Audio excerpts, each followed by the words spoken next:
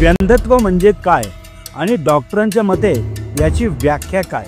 1 वर्षापेक्षा पण अधिक काळ शारीरिक संबंध नैसर्गिकरित्या ठेवतायत पण तरी सुद्धा त्यांना मूल होत नाहीये, अशा पेशंटला आपण व्यंधत्व आहे असे म्हणू शकतो. पण एक महिलेला जर तिचा पॅटर्न समजून घ्यायचा असेल तर ती घरच्या घरी कसं जाणून घेऊ शकते? त्याच्यासाठी बाजारामध्ये ते किट अवेलेबल आहे, त्याच्यानुसार ते जाणून घेऊ शकतात. पण डॉक्टर ते घरच्या घरी केलेलं चांगलं की डॉक्टरांच्या सल्ल्याने केलं पाहिजे? बऱ्याच जणांना आता कसं आहे ना, ते किट कसं वापरायचं, काय वापरायचं हे माहितीच नसतं. तुमच्या लग्नाला बरीच वर्ष झालेली आहे, तो वेळ न घालवता तुम्ही डॉक्टरांचा सल्ला घ्या.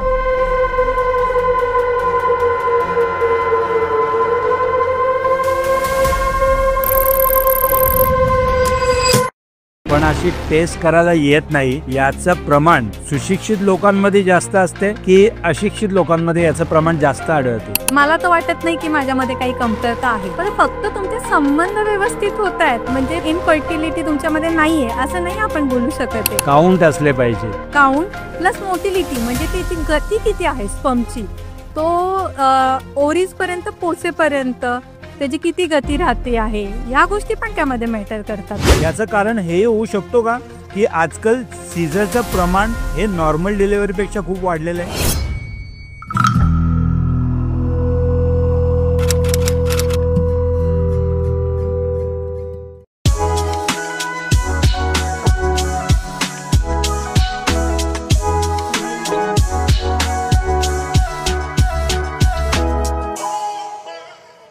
या पॉडकास्टमध्ये आपण महिलांच्या आरोग्याविषयी अत्यंत महत्त्वाच्या आणि संवेदनशील विषयावर अभ्यासपूर्ण चर्चा केली आहे. या भागात आपल्या सोबत आहेत सुप्रसिद्ध स्त्रीरोग तज्ञ डॉक्टर शीतल ठुबे खाणे. त्यांनी वंध्यत्व, सुरक्षित गर्भधारणा आणि आरोग्यदायी बाळंतपण या विषयावर आपले महत्त्वाचे मार्गदर्शन आपल्याला दिले आहे. या पॉडकास्टमध्ये आपण जाणून घेणार आहोत वंध्यत्वाची कारणे, उपचार, तसेच गर्भधारणेच्या सुरुवातीस काय काळजी घ्यावी, बाळ व आईच्या सुरक्षित व नैसर्गिक प्रसूतीसाठी आवश्यक ती काळजी, IVF आणि नैसर्गिक गर्भधारणा यातील फरक, अशा असंख्य विषयांवर या पॉडकास्टमध्ये आपण डॉक्टरांशी चर्चा केली आहे. ही माहिती प्रत्येक महिलेला आणि जोडप्यांना योग्य निर्णय घेण्यास मदतीची असून त्यांच्या कुटुंबासाठीही हा भाग अत्यंत महत्त्वाचा आहे. नमस्कार, मी अविनाश काटळे, AK मीडिया हाऊस प्रस्तुत लेजंड्स ऑन माइक या पॉडकास्ट शो मध्ये आपलं स्वागत आहे.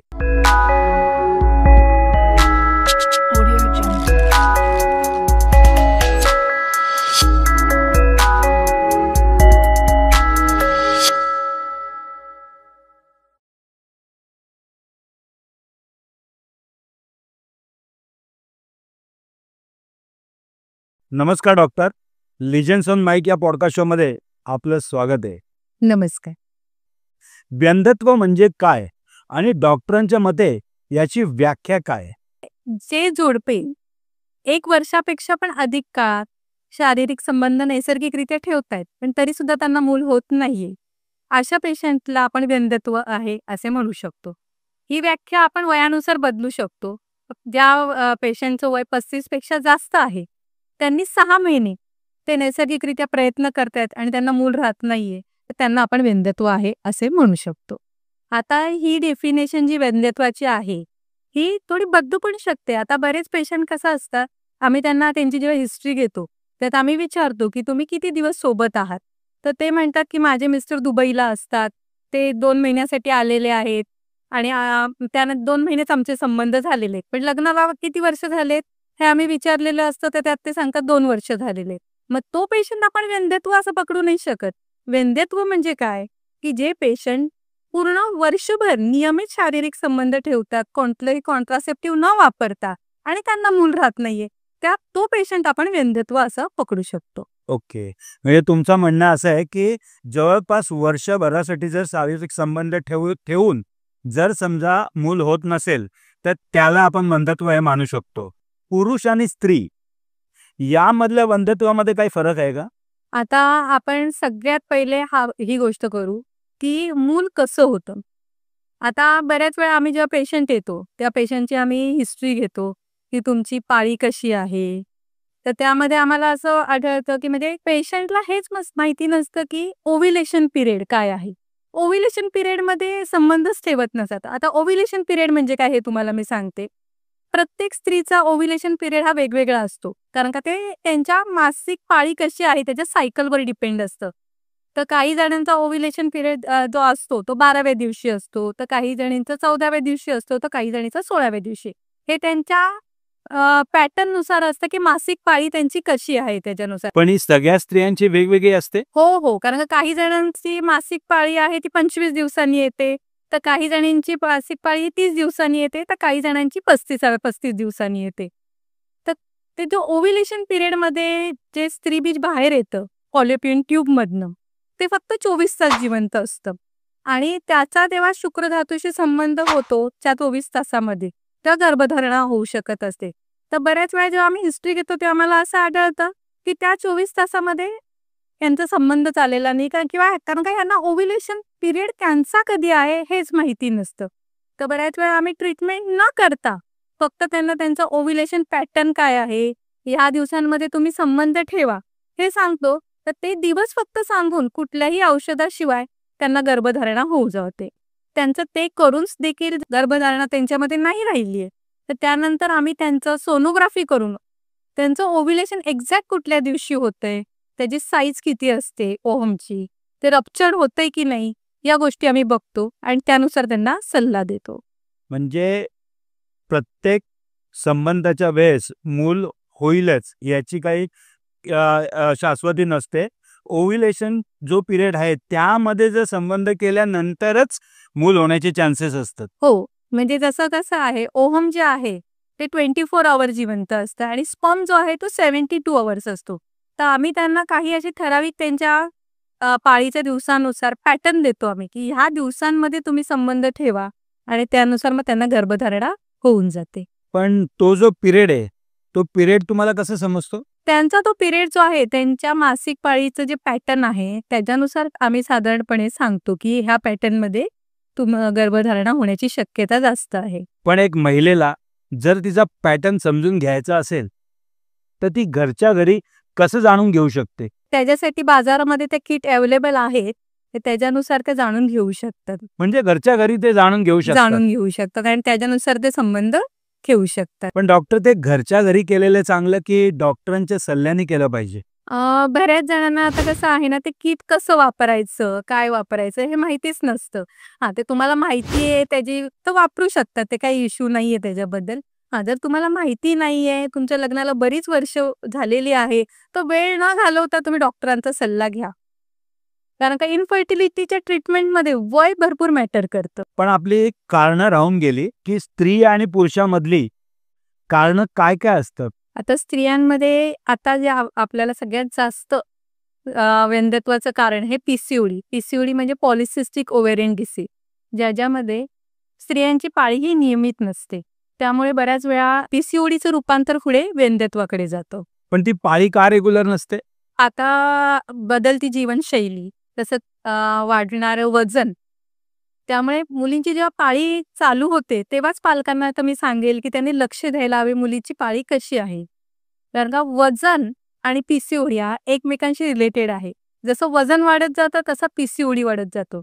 त्याच्यामध्ये मग स्त्री बीज हे तयार होत नसतं.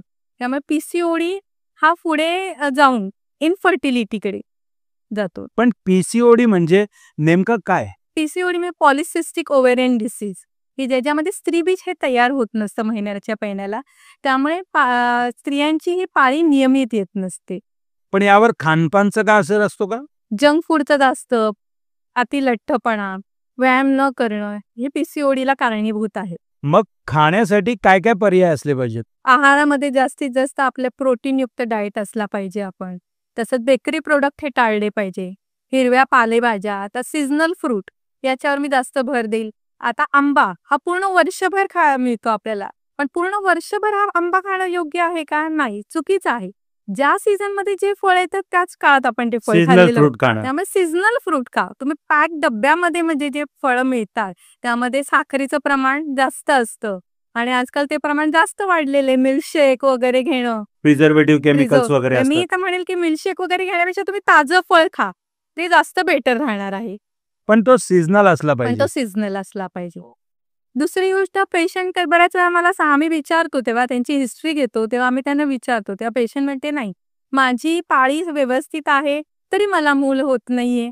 तर तो पूर्णपणे चुकीचा समज आहे. कसं असतं गर्भाशय आहे आणि त्याला गर्भाशयाला 2 फॉलोपियन ट्यूब्स असतात आणि प्रत्येक महिन्याला एकदा डावीकडून तर कधी उजवीकडनं फॉलोपियन ट्यूब मधनं स्त्री बीज ते गर्भाशयाला मध्ये येत असतं आणि त्याचा जर शुक्रधातूशी संबंध त्या काळात आला ज्याला ओव्युलेशन पिरियडमध्ये म्हणतो तर गर्भनिर्मिती होते आणि एंडोमेट्रियमला तो गर्भ चिटकतो. पण जर म्हणजे त्याचा त्या काळात जर शुक्रधातूशी संबंध नाही आला तर पाळी येऊन जाते. आपल्याला काय बघावं लागतं सगळ्यात पहिलं कारण बघायला लागतं की पाळी त्यांची नियमित आहे का. दुसरी गोष्ट फॉलोपियन ट्यूब या व्यवस्थित पेटंट आहेत का या गोष्टी आपल्याला बघायला लागतात. तर ते फॉलोपियन ट्यूब व्यवस्थित त्यांची पेटन्सी आहे की नाही हे आपल्याला HHG म्हणजे एक एक्सरेचा प्रकार आहे तो करून आम्ही पाहिला जातो आणि त्यामध्ये काय अडथळे वगैरे असेल तरी भले तुमची पाळी नियमित आहे स्त्री बीज तयार व्यवस्थित होते पण ते फॉलोपियन ट्यूब म्हणजे गर्भाशयात येत नसतं ते स्त्री बीज. म्हणजे जसं आपण आता बोलीभाषेत तुम्हाला मी समजेल की पाईपलाईन मध्ये काहीतरी अडथळा आहे पण आपल्या घरापर्यंत पाणी येत नाहीये तसा प्रकार की फॉलोपियन ट्यूब मध्ये ब्लॉकेज आहे त्यामुळे आपल्याला ते गर्भाशयापर्यंत स्त्री बीज येत नाहीये. आता त्याच्यावर पण उपाय आहे सर्जिकल ट्रीटमेंट असते तर त्यामध्ये तो अडथळा लॅप्रोस्कोपीद्वारे आपण दूर करू शकतो. आता ही झाली आपली स्त्रियांमध्ये काही दोष असतात त्याच्यामध्ये. आता तुम्हाला मी हे सांगेल की स्त्री ही एकटी कारणीभूत नसते प्रेग्नन्सी राहण्यासाठी पुरुषही तेवढाच कारणीभूत असतो. तर बऱ्याच वेळा आम्ही जे बघतो की पेशंट आहे ती एकटी स्त्री येते फक्त ट्रीटमेंट घेण्यासाठी आणि पुरुष आलेलाच नसतो तिच्यासोबत तिची सासू वगैरे आलेली असते. तर तेव्हा आम्ही त्यांना म्हणतो की म्हणजे तिचा नवरा का नाही आला तर त्यावेळी तिची सासू म्हणते आधी तिची ट्रीटमेंट तुम्ही करा माझ्या मुलामध्ये काही दोष नाही म्हणजे मुलाला साधा कधीही तापही आलेला नाहीये. हा प्रमाण खूप जास्त आहे का. हो हे प्रमाण खूपच जास्त आहे कारण का पुरुषांचा म्हणजे पुरुषत्वावर आपण प्रश्न करतोय. इनफर्टिलिटीचे पेशंट कसे बरेच फिरून आलेले असतात आधी 3-4 डॉक्टर्सला दाखवलेलं असतं वगैरे त्यात बघतो बऱ्याच वेळा सिमेन अनालिसिसचा रिपोर्टच नसतो त्याच्यामध्ये. तर आम्ही विचारतो का केलेला नाहीये रिपोर्ट तर तेव्हा ती बाई म्हणते की माझा नवरा तयारच होत नाहीये रिपोर्ट करण्यासाठी. प्रत्येक डॉक्टर तेच म्हणतात आणि फक्त मग डॉक्टरांनी ऍडवाइस केलंय सिमेन अनालिसिस त्यांना त्यामुळे ते डॉक्टर बदलून टाकतात. इनफर्टिलिटीचं जे प्रमाण आहे जे स्त्रियांमध्ये जसं 30% आहे तसं पुरुषांमध्ये पण 30% आहे. तर कधी कधी दोघांमध्ये काहीच दोष नसतानाही 10% अनएक्सप्लेन इनफर्टिलिटी आपण ज्याला म्हणू शकतो ते प्रमाण आहे.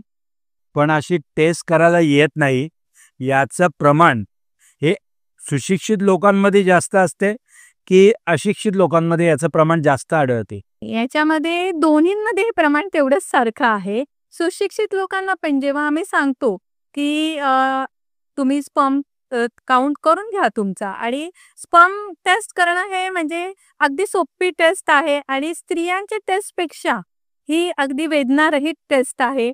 म्हणजे आम्ही सांगतो 4 दिवस संबंध ठेवू नका आणि त्यानंतर तुमचं सिमेन अनालिसिसचा रिपोर्ट करून घ्या. तेव्हा पुरुषांचं असतं की नाही आमचे संबंध तर व्यवस्थित होत आहे मला तर वाटत नाही की माझ्यामध्ये काही कमतरता आहे पण फक्त तुमचे संबंध व्यवस्थित होत आहेत म्हणजे इनफर्टिलिटी तुमच्यामध्ये नाहीये असं नाही आपण बोलू शकत आहे. काउंट असले पाहिजेत. काउंट प्लस मोटिलिटी म्हणजे त्याची गती किती आहे स्पर्मची तो ओव्हरीज पर्यंत पोचेपर्यंत त्याची किती गती राहते आहे या गोष्टी पण त्यामध्ये मॅटर करतात आपल्या. म्हणजे हेल्दी आहेत की नाही असं बोलू शकतो. पण हा बोलू शकतो आणि त्याची चपळता किती आहे हा जास्त वेळ आपण जास्त वापरू शकतो. त्यामुळे आणि स्पर्म काउंट आणि त्यांची मोटिलिटी वाढायला जास्त वेळ जातो त्याला कधी कधी 3 महिने पण लागतात. मग तुम्ही जेव्हा स्त्रीची तपासणी करून घेतात या पुरुषाने पुढाकार घेऊन स्वतःची तपासणी करून घेतली तर स्त्री बरोबर त्याची पण ट्रीटमेंट जेव्हा चालू होते तेव्हा ते 3 महिने आपले वाचून जातात. त्यामुळे बऱ्याच वेळा कसं होतं आम्ही स्त्रियांच्या सगळ्या तपासण्या करत राहतो आणि नंतर मग आम्ही काउन्सिलिंग सतत करतच असतो पुरुषाला की तुम्ही पण तुमची तपासणी करा करा करा. नंतर एकदा त्याला 3 महिन्यानंतर जेव्हा त्याला काय वाटलं की नाही बाबा मॅडम एवढ्या सांगतायत तर आपण तपासणी करूया आणि त्यांनी तपासणी केली आणि त्याच्यात त्याचा दोष काही आला तर मग आपल्याला पुन्हा पुढे 3 महिने घालवावे लागतात ट्रीटमेंटसाठी. तर बेटर वे की तुम्ही पहिल्याच ह्याच्या सेटिंगमध्ये तुम्ही तपासणी करून घ्या. वैधत्वाची तुम्ही ट्रीटमेंट करायला जेव्हा येतात तेव्हा असं सासू सुना असं येण्यापेक्षा नवरा नवरा बायको बायको. जास्त आलं तर जास्त बेटर राहील. कारण का त्यात आम्हाला प्रश्न विचारता येतात. तुमचे संबंध कसे होतात? तुमचे संबंध व्यवस्थित होतात का? आता तुम्हाला उदाहरण दाखवत सांगेल मी, की एक माझ्याकडे पेशंट होती, की तिचा नवरा मला नेहमी कंप्लेंट करायचा, की ती व्यवस्थित आहे ना, संबंध ठेवूच देत नाही. तर तिला जेव्हा हिस्ट्री आम्ही घेतली तिची आणि तिला विचारलं म्हणजे काय, तर ती म्हणायची मला संबंधांच्या वेळी खूप त्रास होतो आणि त्यामुळे मग त्यांच्या रिलेशन्समुळे पण प्रॉब्लेम यायचे. पेशंट आली, तिने सांगितलं मला रिलेशन्समुळे मध्ये प्रॉब्लेम्स येतात वगैरे. नवऱ्याने काही समजून घेतलं नव्हतं तिच्या. मग माहेरची लोकं तिच्या घेऊन आली, की ते तिला सासरी म्हणजे माहेरी सोडून गेलेले आहेत. मग नंतर आम्ही एक्झामिनेशन केल्यानंतर आम्हाला असं आढळलं, की तिचा हायमेन म्हणजे त्याला पडदा जो असतो योनीच्या आतमध्ये, तो फार जाड आहे. त्यामुळे तिला संबंध ठेवता येत नाही. पण सासरचे किंवा माहेरचे हे दोन्ही लोकं ते समजून घ्यायला तयार होत नव्हते. त्यांचं एकच म्हणणं होतं, की डॉक्टर तुम्ही तिला समजून सांगा. प्रत्येक स्त्रीला हा त्रास सहन करावाच लागतो पहिले संबंध ठेवताना आणि तिने सहन करावं ते आणि संबंध व्यवस्थित ठेवावे. पण ते अनबेअरेबल असतं. हे थोडं समजून घ्यायला पाहिजे. जेव्हा मग आम्ही स्त्री-पुरुष जेव्हा एकत्र येतात, तेव्हा मग कसं आम्ही ती हिस्ट्री घेतो ना, की तुमचे संबंध कसे होतायत. म्हणजे संबंध जर व्यवस्थित होत असतील, तर पुढची मग गर्भधारणा ही पुढची स्टेप आहे. म्हणजे तुम्हाला तो पॅटर्न समजून घेण्यासाठी योग्य ती दिशा मिळते. आधी तुमचे संबंध व्यवस्थित. आता हीच गोष्ट कसं सासू सोबत असेल, तर सून एवढी ओपनली नाही बोलत. पण जेव्हा ते दोघं सोबत येतात, आम्ही डिस्कस करतो, त्यांची हिस्ट्री घेतो. तर तुमचे आठवड्यातनं किती वेळा संबंध होतात, व्यवस्थित संबंध होतात का, लुब्रिकेशन त्यावेळी व्यवस्थित होतं का, या गोष्टी आम्ही विचारू शकतो. त्यामुळे माझं म्हणणं आहे, की स्त्री-पुरुष हे दोघांनी सोबत यावं आणि त्या गोष्टीला पण तो पडदा तिचा जाड होता. तर त्याच्यावर आम्ही एक मायनर सर्जरी होती आणि त्याच्यामध्ये ते डायलेटेशन करून व्यवस्थित तिचा पडदा तो आम्ही डायलेट केला. त्यानंतर मग त्याच्यामुळे तिला नंतर गर्भधारणा पण झाली. पण हा गोष्टीला स्ट्रगल जवळ-जवळ ते 2-1 वर्ष करत होते आणि त्याच्यावरनं त्यांचे रिलेशन म्हणजे पार त्यांचे डिव्होर्सपर्यंत ती गोष्ट तणाव पोहोचलेली होती. वाढतो. तणाव वाढलेला होता आणि त्याला फक्त एकच वाटायची, की माझी बायको नाटक काहीतरी करते आणि संबंध ठेवून देत नाही.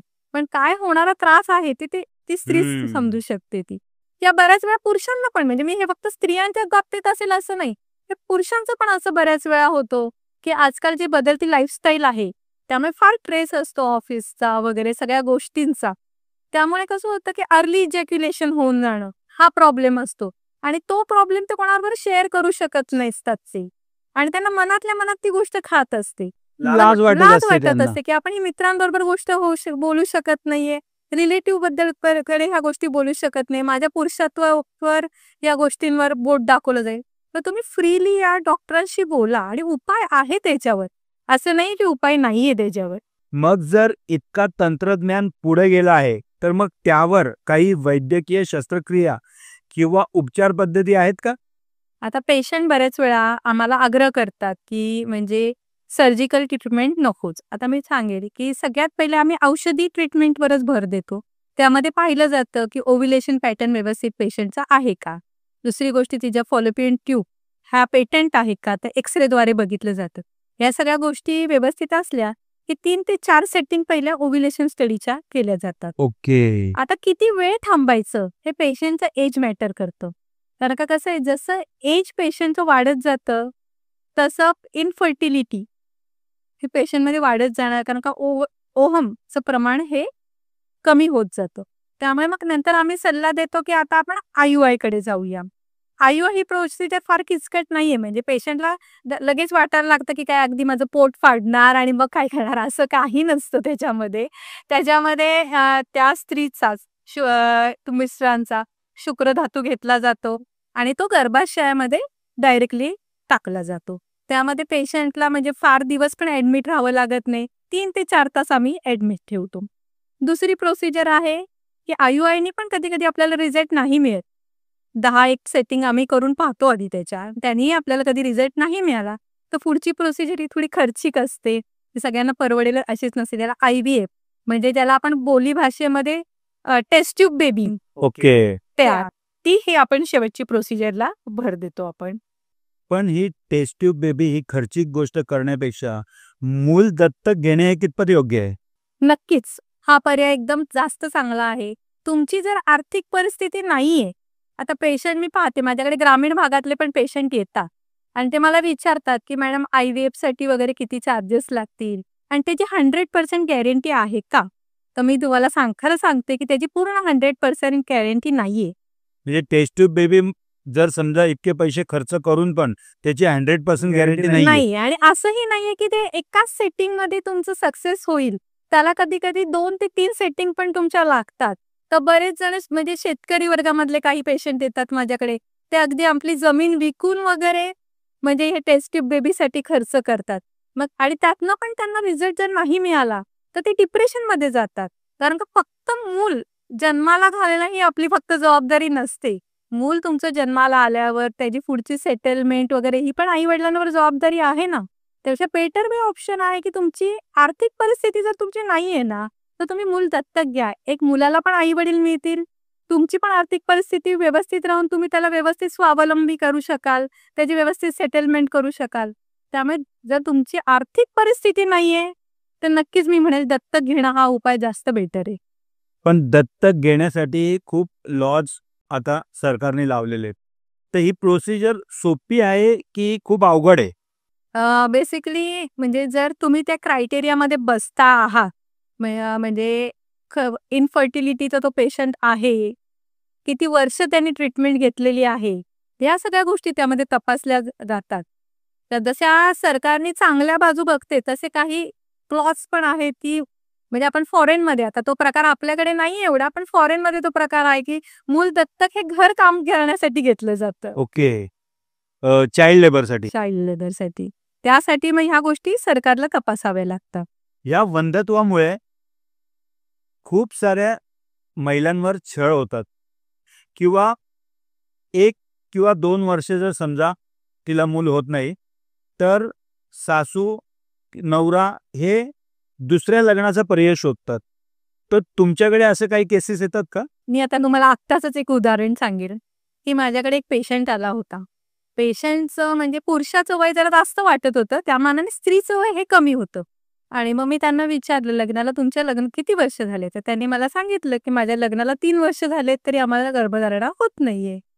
तर नंतर थोडं डिटेल हिस्ट्री घेतल्यावर मला कळलं, की हे 3रं लग्न आहे त्याचे. ओके. मग मी त्याला विचारलं, "म्हणजे 3रं लग्न का केलं? काय प्रॉब्लेम्स काय होते?" थोडे डिटेलमध्ये विचारायला कळलं, की पहिल्या दोन्ही बायकांपासून त्याला मूल झालं नव्हतं, म्हणून त्यांनी हे 3रं लग्न केलेलं होतं. मग मी त्याला म्हटलं, "त्यावेळी तू तुझी तपासणी केलेली होतीस का?" तर तो म्हटला, "नाही, माझी तपासणी केली नव्हती. त्यांच्या तपासण्या आम्ही बऱ्याच केल्या होत्या. प्रत्येक स्त्रीला आमचे 5-5 वर्ष आम्ही ट्रीटमेंट करत होतो. पण तरीसुद्धा त्यांना मूल होत नव्हतं. त्यामुळे मग मी 2रं लग्न केलं. 2ऱ्या लग्न झाल्यावर पण 5 वर्ष मी तिची ट्रीटमेंट केली. तिलाही मूल झालं नाही आणि मग मी 3रं लग्न केलेलं आहे." पण मी म्हटलं, "तू तुझी तपासणी का नाही केली?" म्हणतो, "नाही, माझ्यामध्ये दोष काहीच नाहीये. मला साधा कधी तापही आला नाही." खूप मी त्याचं काउन्सिलिंग केलं, की एक टेस्ट करायला काय होतंय, म्हणजे एखादं लग्न अजून तुम्हाला करायला लागण्यापेक्षा नक्कीच ते जास्त सोपं आहे. ते एक तुम्ही टेस्ट करा आणि तुमच्यामध्ये काय प्रॉब्लेम आला, तर आपण त्याच्यावर उपचार करूया ना. मी तर म्हणते तुमच्यात नाहीच येणार. मी त्याला असा थोडा कॉन्फिडन्स दिला कारण का तो ऐकायलाच तयार नव्हता. पण एक समाधान की तुमची मी एक टेस्ट केलेली आहे. खूप म्हणजे जवळ-जवळ मी 1 तास त्याला समजवल्यावर तो टेस्टसाठी तयार झाला. आणि जेव्हा आम्ही त्याची टेस्ट केली, तेव्हा त्याच्या टेस्टमध्ये त्याचं शुक्र धातूचं प्रमाण हे 0 आलं. ज्याला अजोस्पर्मिक आपण म्हणू. ओके. मग तेव्हा त्याला मी ते समजवलं, की तू अजून 4 जरी लग्न केली असतीस ना, तरी जर दोष तुझ्यामध्ये होता, तर त्याच्यात तू ट्रीटमेंट घेणं जास्त गरजेचं होतं. नाही का लग्न अजून एक करेन. पण असे पेशंट जेव्हा त्यांच्या समोर ही परिस्थिती येते, तेव्हा ते एक्सेप्ट करतात का? बऱ्याच वेळा आधी तर ते म्हणजे खूप ते डिप्रेशनमध्ये जातात, की माझा म्हणजे काउंट 0 आहे. आता मी तो कसा सांगणार लोकांना, की माझा काउंट 0 आहे. आता मी काय करणार या गोष्टीसाठी? तेव्हा आधी तर आम्हाला त्यांना कॉन्फिडन्स द्यावा लागतो, की ही गोष्ट जी आहे ना, ती आमच्यामध्येच राहणार आहे. स्त्रीला पण आम्ही समजावून सांगतो, की तू तुझ्या नवऱ्याकडे त्याच्यात फार मोठा काही दोष आहे असं नको त्याच्याकडे बघूस तू. तुमच्यामध्ये व्यंध्यत्व आहे, हा काही दोष नाही. ह्याच्यावर तुम्ही एकमेकांची व्यवस्थित ट्रीटमेंट घेऊ शकता. तुम्ही एकमेकांना साथ देणं त्यावेळी खूप गरजेचं आहे. हे त्यांना काउन्सिलिंग करावं लागतं. आणि त्याच्यानुसार मग काही तपासण्या किंवा काही ब्लॉकेज वगैरे आहे का, काउंट तेवढा कमी आहे, या गोष्टी बघितल्या जातात आणि त्याच्यानुसार चिकित्सा केली जाते. पण त्याच्यावर वैद्यकीय क्षेत्रात उपचार आहे. ओके, मग त्यावरही उपाय होऊ शकतात. हो, नक्कीच होऊ शकतात. ओके. फक्त गरज आहे संयमाची. तर जेव्हा कधीही माझ्याकडे पेशंट येतात, पूर्ण असा फाईलचा ढीग आलेला असतो त्यांचा आणि आम्हाला ते सांगतात, की आम्ही 10 ते 12 डॉक्टरांकडे आम्ही ट्रीटमेंट केलेली आहे. आत्तापर्यंत आम्हाला काहीच उपचार म्हणजे केला आम्ही, पण म्हणजे आम्हाला उपाय काहीच त्याच्यावर मिळालेला नाहीये. तर आता जे काही तुम्हाला बघायचंय. जेव्हा मी फाईल चाळते, तेव्हा मला असं आढळतं, एकही डॉक्टरांकडे त्यांनी पूर्ण ट्रीटमेंट केलेली नसते.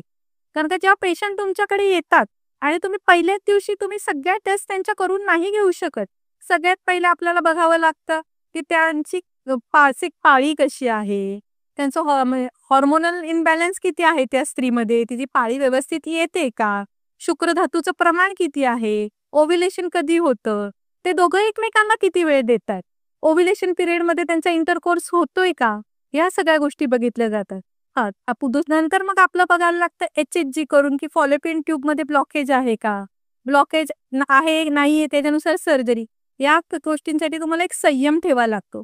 पेशंट जेव्हा डॉक्टरांकडे यायला सुरुवात होते, तर प्रत्येक महिन्यामध्ये रिलेटिव्हचा त्यांना प्रश्न असतो, की राहिली आहे का प्रेग्नन्सी. तर त्यावेळी मी सांगेल घरातल्यांना, की तुम्ही एक तर आधीच आहे ना, इनफर्टिलिटीचे पेशंट जे असतात डिप्रेशनमध्ये असतात, की एवढी वर्ष झालेले आहे आणि रिलेटिव्ह काय करत असतात, की तू त्या डॉक्टरांकडे किती दिवस झाले जातेस? पेशंट सांगते मी 2-3 महिने जाते. ठीक आहे, एक काम कर, आता तू डॉक्टर बदल. माझी मुलगी आहे ना, तिला 1 महिन्यामध्ये फरक पडला. त्यामुळे ते कुठल्याच डॉक्टरांकडे एका टिकून राहत नाहीये. अशी गोष्ट होऊन जाते. तर त्यासाठी घरातल्यांनी सपोर्ट करायला पाहिजे तुम्हाला, की संयम ठेवा. तुमचं दोघांचं वय अजून झालेलं नाहीये. वयाच्या 40 वयामध्ये पण तुम्हाला गर्भधारणा होऊ शकते. त्या मानाने आत्ता तर वय तुमचं बरंच कमी आहे. त्यामुळे संयम ठेवा. एकाच डॉक्टरांकडे ॲटलीस्ट तुम्ही 1 वर्ष तरी व्यवस्थित ट्रीटमेंट घ्या. हे फार गरजेचं आहे. पण डॉक्टर, यामध्ये वयाचं किती महत्व असतो? किती वयापर्यंत गर्भधारणा ही सुरळीत होऊ शकते? वयाचं नक्कीच महत्व आहे. गर्भधारणेसाठी योग्य वय हे 25 ते 30 मानू. हे 25 ते 30 पण आता मी आपल्या बदलत्या लाईफस्टाईलमुळे म्हणते. कसं आहे आता मुली करिअरमुळे उशिरा लग्न करतात आणि लग्न उशिरा केल्यानंतर पण लगेच गर्भधारणा होऊ देत नाही. 1 ते 2 वर्ष आम्हाला गॅप हवा, सेटल व्हायचंय. त्यामध्ये काय होतं, की गर्भधारणा होण्याचं प्रमाण आणि गर्भधारणा झाल्यानंतर होणारे कॉम्प्लिकेशन याचं प्रमाण वाढत जातं. ओके. आता क्लिनिकल स्टडीमध्ये आम्ही पाहिलेलं आहे, की 30 ते 40 ह्या वयोगटामध्ये इनफर्टिलिटीचं प्रमाण हे 37% आहे. तर तेच प्रमाण 40च्या पुढच्या पेशंटमध्ये 85% पर्यंत आहे. पण ते असं का होते? कारण का स्त्रीमध्ये जेव्हापासून त्यांची पाळी सुरू होते, तर प्रत्येक महिन्याला स्त्रीबीज तयार होत असतं आणि त्या स्त्रीबीजाचा जर पुरुष धातूशी संबंध नाही आला, तर ते गर्भाशयातून पाळीमार्फत ते बाहेर पडत जातं. ओके. तर त्यामुळे स्त्रीबीजाची संख्या ही कमी होत जाते. त्यामुळे ते प्रमाण वाढत जातं जसं वय वाढत जाते. आता हेच पुरुषांमध्ये त्याच्या शुक्रधातूवर काही परिणाम होत नाही. शुक्रधातूचं प्रमाण नाही कमी होत वय वाढलं तरी सुद्धा. पण त्याची मोटिलिटी जी किंवा मगाशीच आपण चर्चा केली चपळता ह्या विषयावर, ती कमी होत जाते.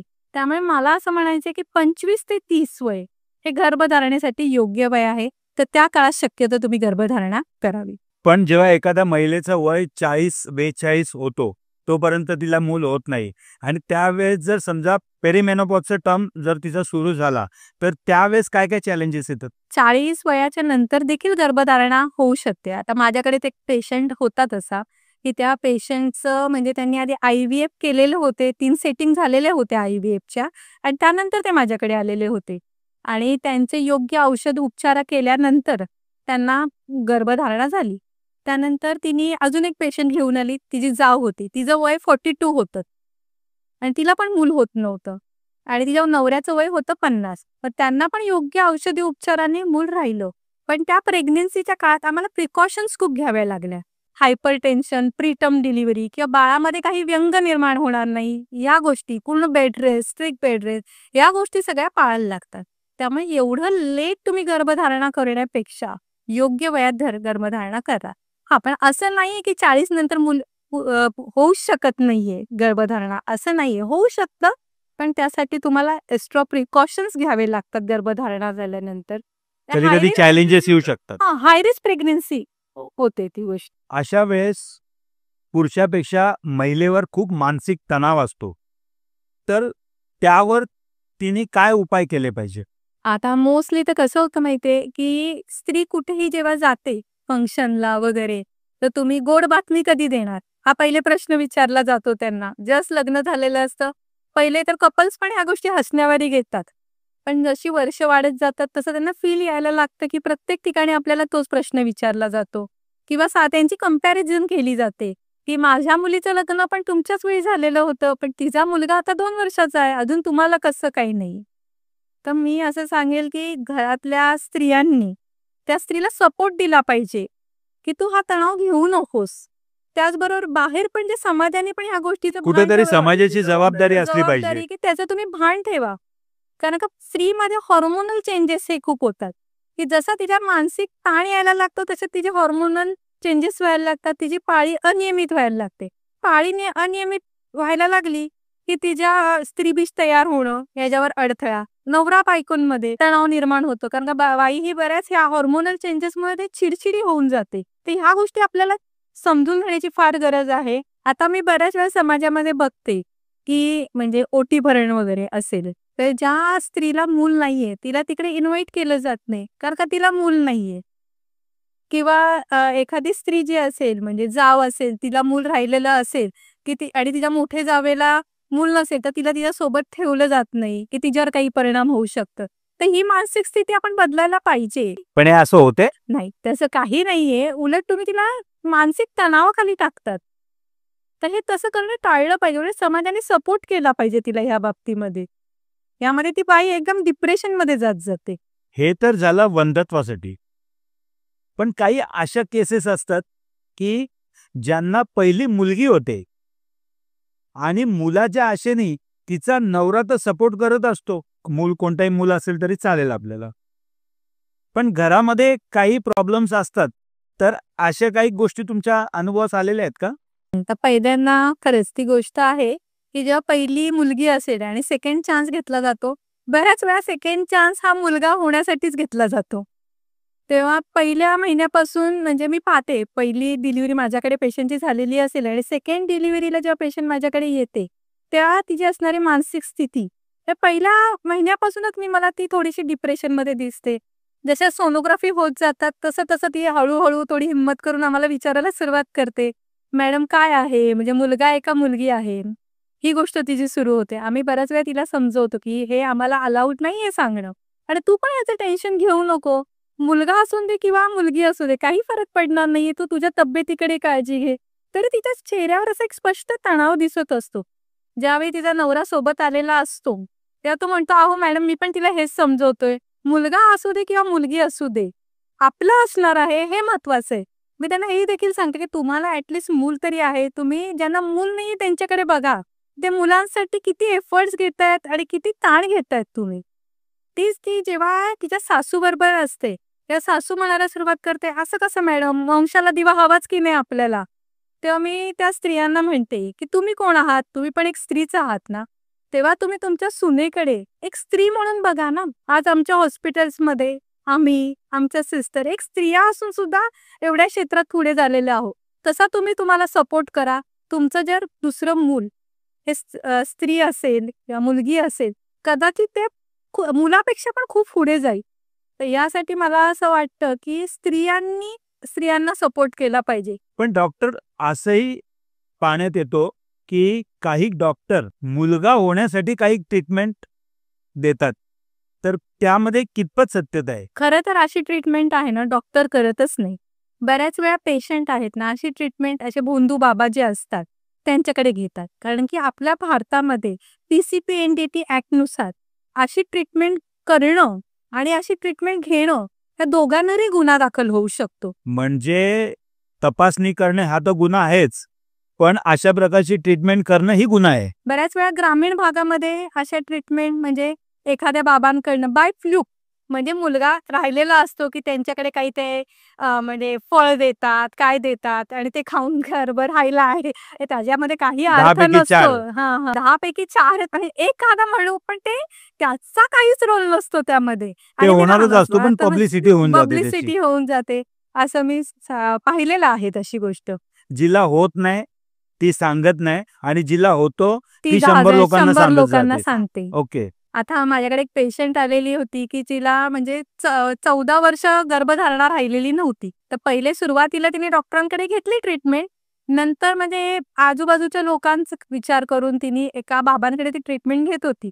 आणि तुम्हाला म्हणजे आश्चर्य वाटेल, त्या बुंदू बाबांची ट्रीटमेंट जी घेत होती, त्यांची पर सेटिंग 2,000 त्यांची फीज होती. 10 मिनिटं फक्त द्यायचे तिला ते आणि त्यात त्यांची 2,000 ऑनलाईन पे करायचं असं होतं बापरे! त्यांचं आणि त्यांची ट्रीटमेंट घेत होती. माझ्याकडे ती ती अंगावरनं जाते पीव्ही स्पॉटिंग म्हणजे योनीमधनं थोडा गर्भस्राव होतो ह्यासाठी आलेली आणि हे बरेच दिवस तिला होत होतं. 2-1 महिने होत होतं. मग तिला मी लास्ट तिची पाळी कशी होती याची तिच्याशी चर्चा केली. तर ती म्हटली, "मॅडम 3 महिन्यापूर्वी मला पाळी आलेली होती, पण त्यावेळी पण व्यवस्थित मला अंगावरनं गेलं नव्हतं." मग तेव्हा तिला मी विचारलं, "तुम्ही काही कॉन्ट्रासेप्टिव्ह यूज करता का?" ती म्हणाली, "नाही, आम्हाला तर मूल हवंय, तर आम्ही कॉन्ट्रासेप्टिव्ह नाही वापरत आहे आम्ही काही." तर म्हटलं, "मग तू प्रेग्नन्सी टेस्ट केली का? कुठल्या डॉक्टरांकडे गेली का?" ती म्हणते, "नाही, मी डॉक्टरांकडे जाऊन तर कंटाळलेली आहे आणि त्यामुळे आणि ह्या बाबांनी पण म्हणजे आता ते बाबाच असल्यामुळे ते काय प्रेग्नन्सी टेस्ट वगैरे ॲडवाईस तिला करणार. त्यांनी असं काही सांगितलं नाही." म्हटलं, "ठीक आहे, चल आपण एक प्रेग्नन्सी टेस्ट करून बघू तुझी." यूपीटी टेस्ट केली, ती पॉझिटिव्ह आली. अत्यानंद झाला त्यांना, की 14 वर्ष झालेली होती आणि आता गर्भ राहिलेला आहे. पण आता चॅलेंज होतं, की तिला पीव्ही ब्लिडिंग होत होतं. बरं ॲब्डो बघितलं मी. म्हटलं, "आपण एक सोनोग्राफी करून घेऊया तुझी." तर त्यामध्ये आम्हाला आढळलं, की सबकोरियनिक ब्लीड खूप झालेलं आहे. सबकोरियनिक ब्लीडमध्ये आतमध्ये गर्भाशयामध्ये रक्तस्राव साठलेला आहे. आणि तिने 3 महिने काहीच ट्रीटमेंट न घेतल्यामुळे म्हणजे गर्भाचे जसे ठोके वगैरे हवे होते, ते पण व्यवस्थित आलेले नव्हते. त्यामुळे ते गर्भ नाही टिकू शकलं तिचं. म्हणजे हेच ती जर डॉक्टरांकडे योग्य वेळी गेली असती, तर ते गर्भ वाचू शकला असता आणि 14 वर्षानंतर तिला मिळणारा आनंद मिळू शकला असता. पण त्यानंतर पुन्हा ती प्रेग्नंट झाली का? आता तिची ट्रीटमेंट चालू आहे आणि जस्ट आत्ताचीच रिसेंट 3-4 महिन्यापूर्वीची तिची केस आहे. पण आता तिला पस्तावा होतोय त्या गोष्टीची आणि आता आता ट्रीटमेंट पार्ट चालू आहे तिचा. डॉक्टर आजकाल ना मिसकॅरेजचा खूप प्रमाण वाढलेलं आहे. पण त्याची कारणं काय असू शकतात? आता बऱ्याच वेळा आहे ना, पेशंट आमच्याकडे जेव्हा येतात, तेव्हा म्हणजे त्यांना स्वतःलाही माहिती नसतं, की त्या प्रेग्नंट आहे. त्या फक्त घेऊन येतात, की "मॅडम माझी पाळीची ही तारीख होती आणि अजूनही माझी ती पाळी आलेली नाहीये." मग आम्ही त्यांची प्रेग्नन्सी टेस्ट करून बघतो त्यावेळी पॉझिटिव्ह असते. मग आम्ही त्यांची हिस्ट्री घेतो, की म्हणजे ह्या काळात कारण का बऱ्याच वेळा पहिल्या 3 महिन्यामध्ये बरेचसे मेडिसिन्स चालत नाही आणि त्यांना विचारतो म्हणजे असे काही मेडिसिन्स तुमच्या खाण्यामध्ये वगैरे काही आलेले आहेत का? मग ती सांगते, "मागच्याच महिन्यामध्ये मला टायफॉईड झालेला होता आणि तेव्हा मी काही औषधं खाल्ली आणि ती औषधं प्रेग्नन्सीमध्ये न चालणारी असतात किंवा माझा प्रवास भरपूर झाला आहे किंवा आमच्या घरात आता लग्न होतं तेवढी धावपळ झालेली आहे." मग थोडे दिवसांनी आम्हाला असं आढळतं, की पेशंटला पीव्ही स्पॉटिंग चालू झालं किंवा ते गर्भधारणा नाही टिकून राहू देऊ शकली. तर मी सगळ्या लोकांना एक गोष्ट सांगेल, जेव्हा तुम्ही तुम्ही ठरवता, की आता तुम्हाला प्रेग्नन्सी ठेवायची आहे, तेव्हा तुम्ही तज्ञ जाऊन डॉक्टरांना भेटा आणि सांगा, की आता आम्हाला प्रेग्नन्सी ठेवायची आहे, तर आम्ही आमच्या लाईफस्टाईलमध्ये काय बदल केले पाहिजे?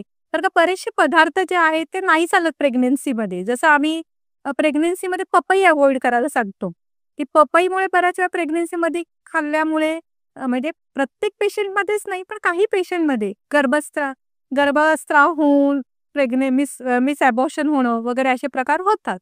मग त्या गोष्टी अव्हॉइड करा तुम्ही त्या काळामध्ये. दुसरी गोष्ट फॉलिक ॲसिड चालू करा. कारण का आपल्या आहारामधनं फॉलिक ॲसिडचं प्रमाण तेवढं नाही मिळालं जात. तर त्यामुळे तुम्ही प्लॅन करताय, तर त्याच्यानुसार मग फॉलिक ॲसिड स्टार्ट करा. दुसरी गोष्ट ह्या काळामध्ये तुम्ही जास्त प्रवास करू नका, जड वस्तू उचलू नका. या गोष्टीच्या प्रिकॉशन्स घ्या. तर त्यामुळे मिसकॅरेजचं प्रमाण आपल्याला टाळता येऊ शकतं. गावामध्ये 9-9 महिन्यापर्यंत ज्या महिलांना काम करण्यासाठी प्रवृत्त करतात, मग त्यावेळेस त्यांच्या शरीरावर काय परिणाम होतो का? आता बऱ्याच लोकांचा समज असा आहे, की बाई जेवढी काम करेल, तेवढी तिचं नॉर्मल डिलिव्हरीचं प्रमाण वाढतं. पण पहिलीची गोष्ट आणि आत्ताचं प्रमाण हे भरपूर बदललेलं आहे. आजकाल एकतर आधीच मुलं लग्न उशिरा करतात त्यामुळे उशिरा वयामध्ये प्रेग्नन्सी राहते. त्यामुळे तो रिस्क फॅक्टर ऑलरेडी एक वाढलेला असतो. हाय रिस्क प्रेग्नन्सी होऊन गेलेली असते. त्यामुळे आम्ही पेशंटला सांगतो की बेड रेस्ट जास्तीत जास्त घ्या. तुमची नॉर्मल डिलिव्हरी होण्यापेक्षा तुमचं गर्भ टिकून राहणं हे जास्त महत्वाचं नाहीये का? म्हणजे सीझर झालं पण तुमचं मूल तुमच्या हातात राहतंय, हे जास्त महत्वाचं आहे. तर आता बऱ्याच वेळा कसं होतं की जास्त कामाच्या लोडमुळे प्रीटर्म डिलिव्हरी होऊन जाणं, प्रीटर्म डिलिव्हरीमध्ये झाल्यानंतर मग नंतर बेबीचे शिफ्टिंग लागणं, NICU मध्ये ठेवणं आणि कधी-कधी त्यातूनही ते न वाचणं, हा त्रास सहन करण्यापेक्षा तुम्ही जर जास्त वयामध्ये प्रेग्नन्सी ठेवतायत आणि डॉक्टर तुम्हाला सांगतायत बेड रेस्ट घ्या, पण त्याच्यामुळे असा नका विचार करू की त्याच्यामुळे सीझरच लागेल त्यांना. बेड रेस्ट घेऊन सुद्धा नॉर्मल डिलिव्हरी होऊ शकते. पण नॉर्मल डिलिव्हरीसाठी खूप आग्रही असतात घरचे. हो, हो, हो, हो. मग अगदी. त्यावेळेस जर समजा जास्त वेळ जर समजा दिला अशा वेळेस, तर महिलेला किंवा बाळाला त्रास होऊ शकतो का? हो, आता सीझर कधी सांगितलं जातं? एक तर सगळ्यात पहिले कधी-कधी बाळाभोवतीचं जे पाणी आहे, ते कमी झालेलं असतं. आम्ही सोनोग्राफीमध्ये जेव्हा बघतो, बाळाभोवती किती पाण्याचं प्रमाण आहे, ज्याला A5 म्हणतो आम्ही, एम्नियोटिक फ्लुइड इंडेक्स. तर तो साधारण 10 ते 12 पर्यंत असावा लागतो. काही पेशंटमध्ये अगदी तो 4 ते 5 झालेला असतो. तर तेव्हा आम्ही सांगतो की नाही, आता इमर्जन्सी सीझरची गरज आहे. तर तेव्हा त्यांचं असतं की नाही, तुम्ही नॉर्मलच करा, नॉर्मलच करा. आता एम्नियोटिक फ्लुइड काय करतं, बाळाला फोर्स करत असतं बाहेर पडण्यासाठी. पण ते प्रमाण नाहीये आणि पेशंट लेबरमध्ये पण नाहीये. तर तुम्हाला एक्स्ट्रा मेडिसिन्स द्यावे लागतात. मग त्यामध्ये कधी-कधी बाळ पोटात शी करून जातं आणि ती पोटात शी जाऊन वगैरे बाळ गुदमरण्याची शक्यता असते. आणि नॉर्मल डिलिव्हरी ही प्रोसिजर जी आहे, ही आपली कधी-कधी 7 ते 8 तास किंवा त्याच्यापेक्षा पण जास्त वेळ चालते. पण सीझरद्वारे आपण कसं करू शकतो, की आपण सोनोग्राफीमध्ये रिपोर्ट बघितलाय, की बाळाभोवतीचं पाणी कमी झालेलं आहे. तर आपण लगेच निर्णय घेऊन 1 तासाच्या आत ते बाळ व्यवस्थितरित्या बाहेर पडू शकतं आणि ते बाळाचा जीव वाचू शकतो. म्हणजे नॉर्मल डिलिव्हरी करून जर मृत बाळ हातात येणार असेल, तर त्याचा काहीच उपयोग नाहीये. आणि सीझर ही फार मोठी गोष्ट झालेली नाहीये. आजकाल पेशंट सीझर सकाळी झाल्यावर संध्याकाळी स्वतःच्या पायाने चालायला सुरुवात देखील करते आणि आम्ही फोर्स देखील करतो की तुम्ही एक्सरसाइज करा, ज्याला आपण फिजिओथेरपी म्हणतो. उलट मी रिलेटिव्हला सांगते की तुम्ही फार मोठं असं अवडंबर करूच नका की तुमच्या पेशंटचं म्हणजे सीझर झालेलं आहे, काही काम. उलट ती जेवढी चांगली म्हणजे हालचाल करेल, तेवढं तिला दूध व्यवस्थित येतील, तिचे स्टिचेस पण चांगले निघतील आणि तिचं वेट गेन पण होणार नाही. आता मोस्टली लोकांचं असतं की बाई तू सीझर झालंय तर आराम कर, जास्त आराम काळजी कर. घे. जास्त काळजी घे तर पेशंटच्या प्रमाणाबाहेर अगदी वजन वाढून जातं. तर मी तर म्हणेन 6 महिन्यानंतर एक्सरसाइज ही केलीच पाहिजे वेट लॉस करण्यासाठी. सीझर झाल्यानंतर दुसऱ्या वेळेस जेव्हा बाळ राहतो, तेव्हा काही प्रॉब्लेम होतात ना? दुसऱ्या वेळी जेव्हा बाळ राहतं, तेव्हा म्हणजे डिपेंड्स आहे तुम्ही किती वर्षाचा गॅप ठेवतायत. आता म्हणजे माझ्याकडे असंही उदाहरण आहे, की पहिलं बाळ जे आहे ते 2.5 वर्षाचं आहे. नंतर दुसरं बाळ जे आहे त्यांचं 1 वर्षाचं आणि नंतर लगेच त्यांनी तिसरं बाळ ठेवलंय. हे 3 सीझरच झाले तिचे, पण तिला काहीच प्रॉब्लेम्स नाही ओके. आलेला आहे. पण एक अंदाजे किती गॅप असला पाहिजे सीझर झाल्यानंतर? अंदाजे आम्ही 5 वर्षाचा गॅप ठेवायला सांगतो. आणि नॉर्मल? नॉर्मल डिलिव्हरीचा असेल तर तुम्ही साधारणपणे ॲटलीस्ट 3 वर्षाचा तरी गॅप ठेवायला पाहिजे. म्हणजे तो फक्त स्त्रीच्या आरोग्याच्याच दृष्टीने, तुमच्या फायनान्शियलच्या दृष्टीने. पुन्हा कधी-कधी कसं होतं, की बाळाला दूध पाजतच असते स्त्री आणि नंतर गर्भधारणा तिला होऊन जाते. म्हणजे आणि मग त्यामुळे काय होतं, आम्ही तिचं दूध बंद व्हायची पण औषधं करू शकत नाही. कारण का ऑलरेडी प्रेग्नेंट ती आहे. त्यामुळे बरेचसे मेडिसिन्स नाही चालत त्यामध्ये, ते नाही देऊ शकत. म्हणजे तिचं पण पोषण व्यवस्थित होत नाही. पोटातल्या बाळाचंही पोषण व्यवस्थित होत नाही आणि जे बाहेर आहे बाळ, जे छोटंच आहे अजून 9 महिन्याचं आणि त्यांना प्रेग्नन्सी राहिली, त्यालाही व्यवस्थित दूध मिळत नाही. त्यामुळे कॉम्प्लिकेशन्स होतात का प्रेग्नन्सीच्या वेळेस? प्रेग्नन्सीमध्ये त्यामध्ये कॉम्प्लिकेशन असे होऊ शकतात, की म्हणजे गर्भ जे आहे ते सुदृढ व्यवस्थित असत नाही. हे कॉम्प्लिकेशन्स दिसतात. शहरी भागात तर काही प्रमाणात ठीक आहे, पण ग्रामीण भागामध्ये वंध्यत्वाबद्दल फारशी जागरूकता नाहीये. तर त्यासाठी तुम्ही काय सल्ला द्याल? आता ग्रामीण भागामध्ये मी बघते पेशंट जेव्हा येतात तेव्हा आम्ही विचारतो त्यांना की तुमच्या लग्नाला किती वर्ष झालेली आहे. तर 7 ते 8 वर्ष त्यांच्या लग्नाला झालेली असतात आणि मग आम्ही विचारतो काय ट्रीटमेंट तुम्ही केली. तर त्यांनी काहीच ट्रीटमेंट केलेली नसते. तर त्याला काय कारण आहे की ग्रामीण भागामध्ये स्पेशलिस्ट डॉक्टर नसतात. दुसरी गोष्ट, काही तपासण्या असतात, जसं हॉर्मोनल स्टडी वगैरे ज्या केले जातात. एवढ्या मोठ्या लॅब तिथे उपलब्ध नसतात. किंवा आम्ही वंध्यत्वाची जेव्हा ट्रीटमेंट करतो, तेव्हा सगळ्यात बेसिक आमचं असतं ओव्ह्युलेशन स्टडी किंवा HHG एक्स-रे. तेवढे डायग्नोस्टिक सेंटर्स मोठे नसतात तिथे आणि त्यांना शहरापर्यंत येण्यासाठी दळणवळणाची साधनं तेवढी उपलब्ध नसतात. आणि पेशंटच्या डोक्यात एकच गोष्ट असते, की ही जी आपली ट्रीटमेंट आहे इनफर्टिलिटीची, वंध्यत्वाची, ही खूप खर्चिक आहे. टेस्ट ट्यूब बेबी हे त्यांच्या डोक्यात फार असते, की आपल्याला मूल नाही राहिलं, की डायरेक्ट आपल्याला टेस्ट ट्यूब बेबीज करावं लागणार आहे. तर तसं नाहीये ना, बेसिक पण ट्रीटमेंट असते. पण असंही आहे की ग्रामीण भागामध्ये सुईणबाई हे खूप चालते का तिच्या हातनंच नॉर्मल डिलिव्हरी व्हायला पाहिजे. तर ते शारीरिकदृष्ट्या एका महिलेला किती चॅलेंजेस येऊ शकतात त्यामुळे? आता बऱ्याच वेळा मी पाहते, की रात्री अपरात्री अशा केसेस आमच्याकडे येतात, की पेशंटला म्हणजे सुईणीकडे डिलिव्हरी केलेली, नंतर सुईणीने प्रयत्न केले आणि गर्भ पण व्यवस्थित झाला, पण नंतर ब्लीडिंग थांबतच नाहीये. आणि मग तेव्हा ते धावपळ करतात आणि मग नंतर ॲम्ब्युलन्समध्ये वगैरे पेशंटला घेऊन येतात. आणि त्याच्यामध्ये पेशंटला खूप रक्तस्राव अधिक झालेला असतो. त्याला PPH म्हणतो आम्ही. तर ते मॅनेज करणं कधी-कधी खूप अवघड जातं आम्हाला किंवा कधी-कधी पेशंटच्या जीवावर देखील ही गोष्ट येते. पण ही मानसिकता काय आहे? ती मानसिकता मी तुम्हाला तेच सांगेल ना, की नॉर्मल डिलिव्हरी होईल. म्हणजे बऱ्याच वेळा पेशंट असंही करतात, की कळा चालू झाल्या ना, की लवकर दवाखान्यात येत नाही. त्यांच्या डोक्यात एक गोष्ट बसलेली असते, की लवकर जर आम्ही गेलो ना, डॉक्टर डॉक्टरच सीझर करणार, प्रिफर डॉक्टर करणार. प्रेफर करणार. त्यामुळे ते आजूबाजूच्या लोकांचं जास्त ऐकतात आणि डिले करतात यायला, की जेवढं उशिरा आम्ही येऊ, तेवढं नॉर्मल डिलिव्हरीचे चान्सेस वाढतील. ओके. पण ते घातकही असू शकतं? हो, बऱ्याच वेळा कारण कॉर्ड अराउंड द नेक असेल, बाळाचे ठोके कमी होत असतील, तर ते तुम्ही मॉनिटरिंग होत नाही ना त्याचं. तर का योग्य वेळी आम्ही ते डिसिजन घेतो, की कारण का जेव्हा पेशंट ॲडमिट होतो नॉर्मल डिलिव्हरीसाठी, तेव्हा सीझरचं डिसिजन कधी घेतलं जातं? बाळाचे ठोके कसे आहे?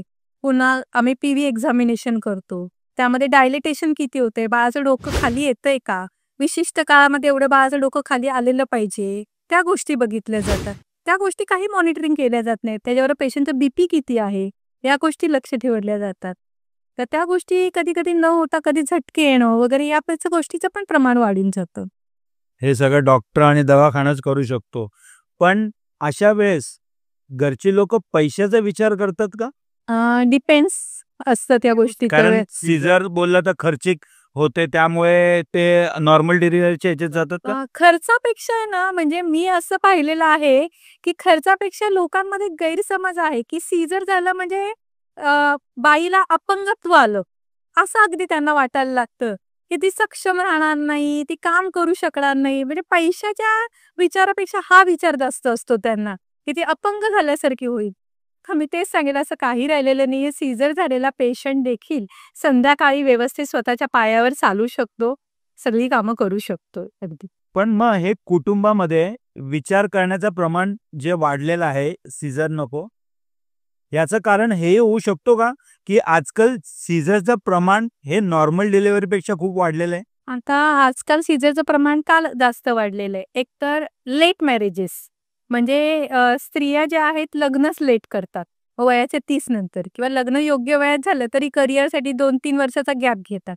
मी तुम्हाला मागे आपण चर्चा केली तेव्हा म्हटलंच तुम्हाला योग्य वय 25 ते 30 आहे प्रेग्नन्सीसाठी. नॉर्मल डिलिव्हरीसाठी जी फ्लेक्सिबिलिटी शरीरामध्ये हवी असते, ती असते. वयाच्या 30 वर्षानंतर ती फ्लेक्सिबिलिटी कमी होऊन जाते. तसंच 30 वर्षानंतर हाय रिस्क प्रेग्नन्सी हे आम्ही विचार करतो. तर बऱ्याच वेळा पेशंटचं जेव्हा BP वाढतं, तेव्हा तिचा BP किती वाढतोय वगैरे, कधी-कधी त्याच्यानुसार पण आम्हाला प्लांट सर्जरी करावी लागते, की तिचं प्रेग्नन्सी इंड्यूस हायपरटेन्शन असेल, तर तिला कधी कन्व्हर्जन्स येणं वगैरे ह्या गोष्टी होऊ शकतात. किंवा BPचा परिणाम जो आहे, बाळाभोवती जे पाणी असतं एम्नियोटिक फ्लुइड, त्याच्यावर परिणाम होतो आणि आपल्या आता अत्याधुनिक सेवा ज्या आपल्याकडे आहे सोनोग्राफी वगैरे, तर त्याच्यामध्ये कळतं की ते फ्लुइड कमी झालेलं आहे. तर आता आपण डिसिजन घ्यायला हवं की आता सीझर करायला पाहिजे. आणि पहिले कसं असायचं की आपण ऐकायचो मुलं 3 ते 4 आहे. आजकाल कसं असतं की एखादंच मुलं असतं, तर ते प्रेशियस असतं बेबी. ते वाचवणं फार गरजेचं असतं. हे पहिलेचं प्रमाण बघाल आणि आत्ताचं प्रमाण बघाल, तर बालमृत्यूचं प्रमाण हे आता खूप नगण्यच्या प्रमाणात गेलेलं आहे. ते प्रमाण पहिले जास्त असायचं. आता ब्रीच प्रेग्नन्सी आहे म्हणजे बाळ पायाकडनं आहे. तर पहिले ते गोष्ट कळायची नाही आणि नॉर्मल डिलिव्हरीची प्रकार केलं जायचं. पायाळू आहे हा माहितीच नसायचं. डायरेक्ट पेन्स चालू झाल्यात, प्रयत्न केला तर आपण प्लांट सर्जरी करू शकतो ह्याच्यामध्ये. का तर रिस्क फॅक्टर नसतो, मूल आपल्याला महत्वाचं आहे. पण ते कोणत्या महिन्यात कळतंय? आपण जेव्हा प्रेग्नन्सी आहे हे साधारणपणे 37 वीक्स नंतर ब्रीच असेल तर ते आपण सीझरचं डिसिजन घेतो. कारण का तेव्हा पोझिशन बदलण्याचा प्रश्न फार कमी असतो. पूर्वी तेवढ्या सुविधा नव्हत्या आणि आता गावखेड्यामध्ये सुविधा वाढलेल्या आहेत. आता पहिले कसं असायचं, ग्रामीण भागामध्ये एनेस्थेटिस्ट अवेलेबलच नसायचे. त्यामुळे त्यांच्याकडे पर्यायच नसायचा की काय करायचं. मग ते ट्रायल द्यायचे ते. मग भले त्यामध्ये कधी कधी मूल जायचं. पण आता कसं सगळीकडे सुविधा आहे. एनेस्थेटिस्ट पोहोचतात 15 ते 20 मिनिटांमध्ये पोहोचू शकतात. त्यामुळे जर कळलं की नाही आता सीझर करायची गरज आहे तर डॉक्टर डिसिजन घेतात की सीझरच करायला पाहिजे आणि मुलाचा जीव वाचवला पाहिजे आपण. पण याचा ग्रामीण भागामध्ये आणि शहरी भागामध्ये काही फरक दिसतो का? ग्रामीण भागापेक्षा शहरी भागामध्ये वंध्यत्वाचं प्रमाण हे जास्त आहे. कारण का शहरी भागामध्ये म्हणजे जे आपले नॅचरल सोर्सेस असतात आहाराचे ते खाल्ले जात नाही. जंक फूडचं प्रमाण जास्त आहे. एक्सरसाइज न करणं या गोष्टी जास्त असतात. तेच ग्रामीण भागामध्ये नैसर्गिकरित्या पिकवलेली फळं जास्त खाण्याचं प्रमाण आहे. त्यामुळे तिथे हे वंध्यत्वाचं प्रमाण कमी मिळतं आपल्याला. तसंच स्त्रिया या घरातली कामं सगळी करतात. पुन्हा शेतावर जाणं वगैरे त्यात पण एक प्रकारची एक्सरसाइज केली जाते. आता पूर्वीच्या आपण म्हणजे जे प्रकार बघू घरकाम करण्याचे आणि आपण जे आता एक्सरसाइज करतो जिम मध्ये जाऊ ते प्रकार जर आपण कम्पेअर केले तर जेव्हा स्त्रिया घरगुती कामं करत होत्या तर एक प्रकारची त्यांची एक्सरसाइज होत होती. त्यामुळे फॅट डिपॉझिशन न होणं जास्त, पाळी नियमित होणं हे सगळं व्यवस्थित होत होतं. पण आता आपण कसं यंत्रांच्या मागे लागून आपण म्हणजे एक्सरसाइज आपली कमी व्हायला लागलेली आहे. त्यामुळे ठीक आहे आता आपण आपल्या बदलत्या लाईफस्टाईलमुळे आपल्याला यंत्रांचा सपोर्ट तर घ्यावाच लागणार. पण त्याच्यासोबत आपण ॲटलिस्ट स्वतःसाठी 40 मिनिटं तरी एक्सरसाइजला ठेवली पाहिजे आणि आपली बॉडी जी आहे फ्लेक्झिबल ठेवणं जास्त गरजेचं आहे. पण यामध्ये मोबाईल आणि झोपेचा किती प्रभाव पडतो? मोबाईलचा प्रभाव बराच पडतो. कारण की आपण जेव्हा मोबाईल हातामध्ये घेतो तर अगदी ठरवतो अगदी 1 मिनिटासाठी बघायचं आहे आणि ते करता करता तो किती 2 तास आपल्याकडे स्क्रोलिंग करता करता निघून जातो ती गोष्ट होते. त्याच्यामुळे नवरा बायकोंमध्ये संवाद हा व्यवस्थित होत नाही. पूर्ण व्यवस्थित झोप होत नाही. त्यामुळे सकाळी उशिरा उठणं किंवा आता जर नवऱ्याला जॉबला जायचं असेल किंवा स्त्रीला जॉबवर जायचं असेल तर झोप अपुरी राहते. त्यामुळे तिच्यामध्ये चिडचिडापणा निर्माण होणं. चिडचिडा प्रमाण तिच्यामध्ये निर्माण झालं की हॉर्मोनल चेंजेस मी म्हटलं ना स्त्रियांमध्ये हॉर्मोन्स हे खूप मॅटर करतात प्रेग्नन्सीसाठी आणि ते बदल होणं चालू होतं. मोबाईलचा खरंच प्रभाव पडतो. पण एका स्त्रीला जर मूल होत नसेल, तिची ट्रीटमेंट सुद्धा सुरू असेल, अशा वेळेस तिच्या कुटुंबासाठी एक डॉक्टर म्हणून तुमचा सल्ला काय असेल? डॉक्टर म्हणून माझा त्यांना हा सल्ला राहील की तुम्ही तिला सपोर्ट करा. ही मूल होणंच म्हणजे स्त्रीत्व आहे असं नाहीये. मूल झालंच पाहिजे असं तिच्यावर प्रेशर तुम्ही टाकू नका. तिला सपोर्ट करा. तू व्यवस्थित ट्रीटमेंट घे. वयाच्या 40 पर्यंत पण तुला मूल राहू शकतं हे तिच्या मनावर बिंबवा गोष्ट तुम्ही. पण तिला प्रेशराईज करू नको की मूल हे तुला झालंच पाहिजे. डॉक्टर तुम्ही इथं आलात, आमच्या प्रश्नांची बेधडक उत्तरं दिल्याबद्दल आणि आमच्या आजच्या शोचे लिजेंड्स बनल्याबद्दल एके मीडिया हाऊसतर्फे तुमचे मनपूर्वक आभार. धन्यवाद. तर ह्या होत्या आपल्या आजच्या लिजेंड्स डॉक्टर शीतल. तुम्हाला जर या पॉडकास्टमधून काही महत्त्वपूर्ण माहिती मिळाली असेल तर या व्हिडिओला नक्की लाईक व शेअर करा व अशाच महत्त्वपूर्ण विषयाची माहिती जाणून घ्यायची असेल तर या चॅनलला सबस्क्राईब करायला विसरू नका. भेटूया पुढच्या अशाच एक महत्त्वपूर्ण पॉडकास्टमध्ये. तोपर्यंत जय हिंद, जय महाराष्ट्र.